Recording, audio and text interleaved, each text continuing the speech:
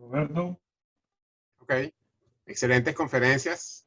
Me toca coordinar la sesión de preguntas y respuestas y tenemos algunas preguntas ya acá que se han hecho del panel. A la doctora Isis Landaeta. Uno sería, ¿cómo evaluar el impacto de la terotrombrosis en un país sin estadísticas? Y la segunda que tengo por acá sería, ¿cuál considera sería la medida más importante para la prevención de la terotrombosis en nuestro país? La doctora Isis no se encuentra conectada en estos momentos. Okay. Bueno, lo dejaremos entonces pendiente para más tarde. Seguimos entonces, tengo unas preguntas para la doctora Maritza Durán. Entiendo que los datos de EVESCAN 2 están todavía en análisis, pero hasta donde conoces, ¿cómo se han modificado esos factores de riesgo cardiovascular en Venezuela desde la publicación de EVESCAN 1? Bueno, fíjate, lamentablemente no estamos mejor. Para el momento en que nosotros reevaluamos a la población, y me consta porque yo estaba presente allí cuando estábamos recogiendo la data, muchos pacientes, si bien por ejemplo en lo que respecta a la cascada de cuidado, si tú tomas en cuenta, pudieran estar tomando el tratamiento, pero muchos no lo estaban tomando tal cual era. Nosotros en esta versión, en el EVESCAN seguimiento, hay que recordar que estamos siguiendo al 32% de esa misma corte de EVESCAN. Le preguntábamos a la gente, ok, ¿usted está tomando su tratamiento para la tensión? Ok, sí. Si es sí, lo está tomando todos los días, como su médico se nos enseñó, y incluso preguntamos si no lo estaba tomando, por cuáles eran las razones. Muchas personas o no lo estaban tomando, o si lo estaban tomando no era tal cual la prescripción médica, porque por limitaciones económicas en esa época había mucho desabastecimiento, y eso también impedía que la gente se controlara de manera adecuada. Hubo muchas personas que perdieron peso, de hecho también lo vimos al final del EVESCAN, del EVESCAN transversal. Ya el peso entre los primeros y ya las últimas regiones era menor, pero es que ya la gente estaba pasando hambre en serio. Ya al final del EVESCAN seguimiento ya la gente estaba volviendo a ganar peso, porque bueno, ya estaban consiguiendo algunas cositas más, pero es que digamos que EVESCAN ha sido el reflejo de los momentos los momentos que vivía el país, y yo estoy convencida de que pronto tendremos que hacer un nuevo estudio grande poblacional para poder ver entonces cuál es la fotografía, porque hay que recordarse que es una fotografía del país, sobre todo el primer EVESCAN, en el momento en que lo hicimos. Ok. Otra pregunta sería, ¿qué políticas públicas se pudieran implementar para combatir los principales factores de riesgo cardiovascular en Venezuela, desde tu punto de vista? Aquí hay mucho que hacer, muchísimo. Hay desde lo que hablaba el doctor Gómez de la prevención, de buscar que la gente lleve un estilo de vida saludable. Sí, aquí ahorita la gente está camina porque no hay gasolina, y eso lamentablemente no es una cuestión placentera, sino que muchas veces lleva estrés, y el estrés va a traer consigo, por ejemplo, hipertensión. La dieta, hay muchísimo que mejorar en la dieta. Y ya en lo que respecta a la parte de tratamiento, nosotros, y lo hemos visto porque vamos a las regiones, seguimos yendo a las regiones a tratar de ayudar. Si hubiese un programa, una red de salud, digamos, primaria de salud, con unos programas sencillos, con unos algoritmos básicos de tratamiento de hipertensión y diabetes, ya con eso nosotros disminuiríamos muchísimo la carga de los hospitales en relación a todos esos pacientes que llegan con insuficiencia cardíaca, con un ictus, con un infarto. Hay que hacer un programa de acceso, que le brinde acceso a la población de menos recursos a esos medicamentos que incluso pudieran, no, que son caros porque para ellos, porque ocupan una parte importante del presupuesto. Pero y si los médicos que están allá en las áreas tuvieran claro qué es lo que van a indicar, y clarísimo que tienen que ir hacia una meta, y hubiese programas donde a un precio accesible se le diera la oportunidad a la gente de poder tener esos medicamentos, muchísimo haría. Muchísimo. Y solamente enfocándonos en diabetes e hipertensión, estaríamos viendo por lo menos 7 millones de personas en el caso de hipertensión. Tomando en cuenta que 70% de la población está en un estrato bajito, estaríamos haciendo mucho. Ok, ya que hablas de eso de los medicamentos a un precio accesible para la gente, ¿Qué opinas de estos medicamentos que están vendiendo en los camiones? Ya en el Congreso de Medicina se habló algo de esto, pero me gustaría saber tu opinión al respecto. Medicamentos de origen iraní, turco y de otros orígenes que están metidos en unos camiones que pasan todo un día cogiendo sol desde las 8 de la mañana hasta las 5 de la tarde. Sí, el ser accesible no significa que, o económico no significa que sea malo, y eso es bien importante que nuestros gobernantes lo entiendan. Los medicamentos tienen que primero pasar por una serie de mecanismos regulatorios donde estemos claros que lo que está ofreciéndose a la gente sea de verdad lo que dice ser y no que sea un fármaco que digamos de una procedencia dudosa. Esto, que tengan un almacenaje, como tú bien lo señalaste, adecuado. Venezuela, en muchos sitios hay mucho calor y el calor puede, digamos, poner a los medicamentos en riesgo de desestabilizarse y no ser igualmente efectivos. Entonces, yo creo que la idea pudiera ser buena, el poner a disposición de la gente estos medicamentos accesibles, pero hay que cuidar las formas, hay que cuidar los métodos, porque lo que nos interesa es que finalmente esos medicamentos sean efectivos para controlar a nuestra gente, no es una cuestión de salir del paso. Entonces, yo creo que aquí hay que tomar muchísima conciencia. Yo creo que nuestros gobernantes necesitan de verdad ponerse la mano en el corazón y estar claros en que esto es un problema serio, y lo hemos demostrado. El problema de las enfermedades crónicas en el país es serio, es muy serio. Gente que se muere temprano y gente que se discapacita temprano por no tener acceso a medicamentos de manera adecuada, y además tener un estilo de vida que dista mucho de ser saludable. Ciertamente. Tengo una pregunta para el doctor José Ramón Gómez.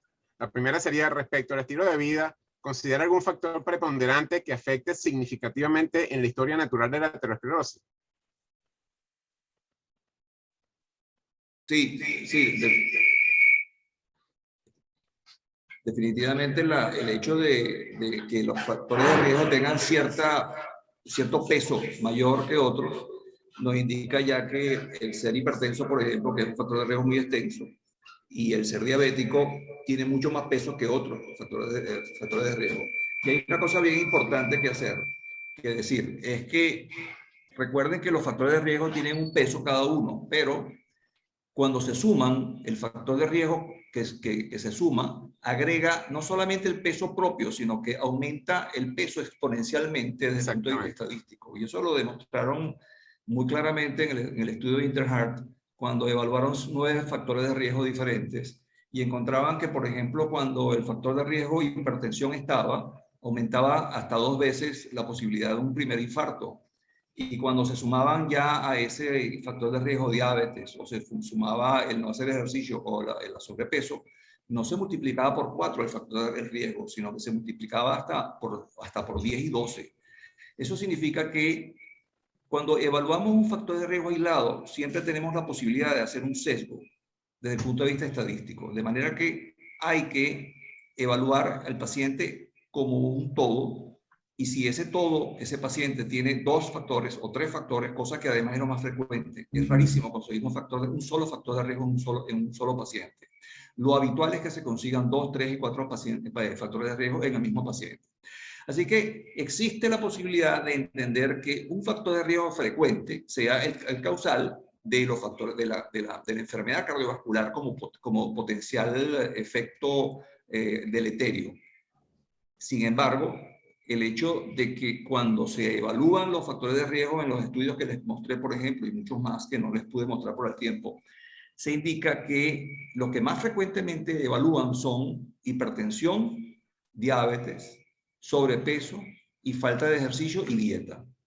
Esos son los 5 factores que más se evalúan. Pero, por ejemplo, otros factores como el efecto psicológico de la depresión y la ansiedad, que es importante, y también eso lo demostró el Interheart, se dejan de un lado y no se toman en cuenta, por ejemplo, factores también importantes en otros estudios, como han sido la ingesta de grasas específicamente, el tipo de dieta o el tipo de ingesta de alcohol.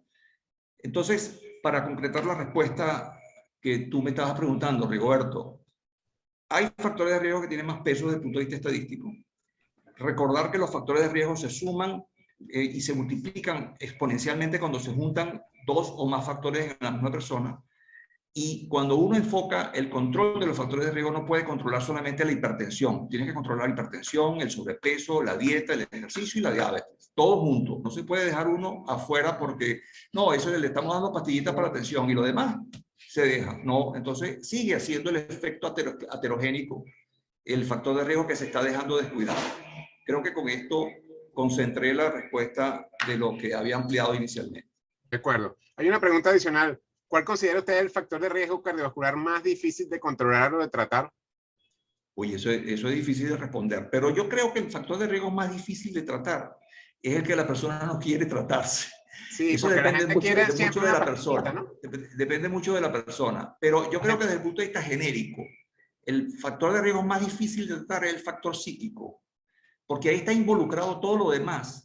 Si la persona es gorda y tiene en su cerebro ser gordo, por más que tú le digas que tienes que bajar de peso para mejorar su control y para que su sobrevida sea mejor, él no va a cambiar.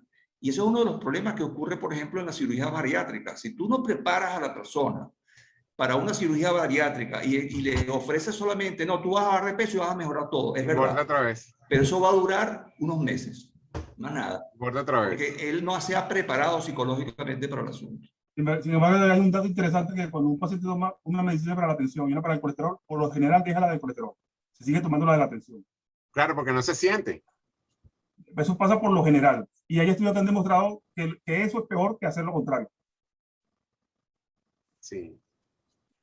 Tengo otra pregunta del panel. Doctor Gómez, ¿tiene algún valor hacer ejercicio después de los 75 años? El valor que tiene el ejercicio después de los 75 años es menor, por supuesto, pero es importante hacerlo, porque aunque no tengas la posibilidad de evaluarlo en longitud, en el tiempo, porque después de 75 años las posibilidades de sobrevida lamentablemente son menores que si comenzaras a hacer ejercicio a los 40, como lo vimos en alguna de las diapositivas que le mostré, eso no implica que no vas a sentirte mejor y tienes que adaptar el ejercicio a tu capacidad. Si tú tienes 75 años y estás bien, bueno, haz el ejercicio que se te recomienda, que son 30 minutos al menos al día de caminata rápida, paso rápido sin trotar. La recomendación es no trotar porque si no se termina de acabar con las articulaciones. Si tú no estás en tan buenas condiciones, por lo menos trata de hacer ejercicio diario, aunque sea en 2 sesiones cortas de 10 o 15 minutos. Eso no se ha evaluado desde el punto de vista evolutivo de la enfermedad, pero definitivamente hace que la persona se sienta mucho mejor. Y eso sí está claramente demostrado. Los frágiles viven menos. ¿Cómo? Los frágiles viven menos. Por supuesto, los frágiles viven menos. Por eso que tiene que adaptarse. Aunque sea frágil, claro, si no puedes ni moverte de la silla de ruedas, ya cambiamos el asunto. Pero si la persona todavía puede tener automovilización, se puede controlar ella, y no puede caminar demasiado porque está muy frágil, muy mayor, bueno, pero por lo menos que se movilice, aunque sea con el apoyo de un bastón o de alguien que esté al lado. Eso vale la pena hacerlo. Hay que hacer ejercicio para no ser frágil.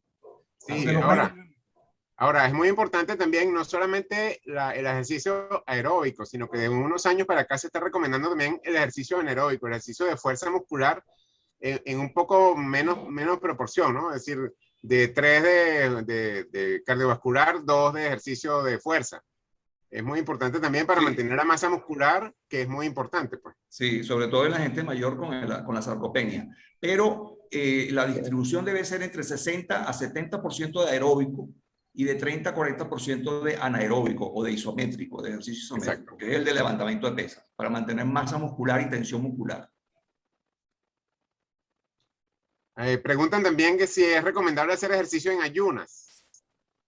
Bueno, el ejercicio lo puedes hacer en cualquier momento. Hay gente que no le gusta hacer ejercicio después de comer porque se siente mal y prefiere reposar. Es también interesante decir que después de comer, sobre todo si comes mucho, es preferible que hagas una digestión por lo menos de 20-30 minutos con tranquilidad, porque si no te puede caer mal la comida. Entonces es mejor hacerlo en ayunas o 2 horas después de comer. Es lo mejor. Pero hacerlo, porque si te pones a buscar excusas, siempre vas a encontrar una. Hoy llovió, mañana pasó un perro negro por delante, hay que hacer ejercicio. Es correcto. Yo tengo aquí una perrita que es la que me saca a caminar. Ella a las 5 de la tarde me viene a buscar para la silla y me dice, casi que me habla y me saca, vámonos a caminar. Marisa tiene otro también que la saca a caminar. ¿Cómo no? Claro. José Ramón, Mambo, claro. Tengo unas preguntas que eran para la doctora Isis, que de repente el panel pudiera contestarlas. ¿Cómo hablar del impacto de la teletrombosis en un país sin estadísticas? Eso no es fácil. Pero Pero estadísticas nosotros tenemos estadísticas, y yo lo tengo que decir porque Marisa lo tiene en la mano. Nosotros sí tenemos estadísticas recientes. El EBSCAN es una estadística de aterosclerosis. Esa es una estadística metabólica clara, donde nos dice que el Estado no está haciendo absolutamente nada por combatirla. y los certificados de defunción también son Totalmente. estadísticas. ¿Perdón? Los certificados de defunción son estadísticas. El que se muere. Cierto. Bueno, entonces, sí hay estadísticas. Lo que pasa es que estamos muy. Claro. Lamentablemente Están no tenemos la estadística de los puntos finales, ¿no? De las causas de muerte, porque desde 2014 no han publicado más. Pero sí sabemos cómo está la población y qué podemos hacer para evitar que evolucionen mal. Pero falta acción. En Venezuela todo el que se murió de infarto. Sí, bueno, ese punto es otro tema además, porque cuando la gente se muere repentinamente le ponen infarto siempre. Siempre, sí. Después es otra cosa, pero por lo general sí es un infarto. Ahora, José Ramón, y los pacientes que tienen historia genética mala, ¿ok? Que su familia todos se murieron temprano, antes de los 60 años, de causa cardiovascular por infarto agudo de miocardio. Los cambios en el estilo de vida y los factores de riesgo cardiovascular prolongan la vida en esos pacientes. Sí, sí prolongan la vida. Ese es otro factor. Fíjate que los factores de riesgo que hemos comentado desde la conferencia hasta ahorita son factores de riesgo modificables. Lo que tú no puedes modificar es la genética, el sexo, ni tampoco tu edad. Eso no lo puedes modificar. Y, sin embargo, los pacientes que tienen daño genético, por ejemplo, con una dislipidemia homocigótica, y le controlas la dislipidemia con esos potentes medicamentos que tenemos actualmente, como los bloqueadores de PCSK9, esa gente ha demostrado que mejora la sobrevida. Levemente, pero la mejora. Posiblemente cuando tengamos mucho más tiempo usando inhibidores de PCSK9 tengamos estadísticas de más longitud, pero ahorita las estadísticas que se han sacado, que son pequeñas, ya están diciendo que sí hay mejoría. La doctora Isis está comentando acá que está sin luz, que está tratando de conectarse por el teléfono. Que prenda la batería. Bueno, mira, le quedan los datos. Quedan 4 minutos para un par de preguntas más, para pasar al siguiente simposio.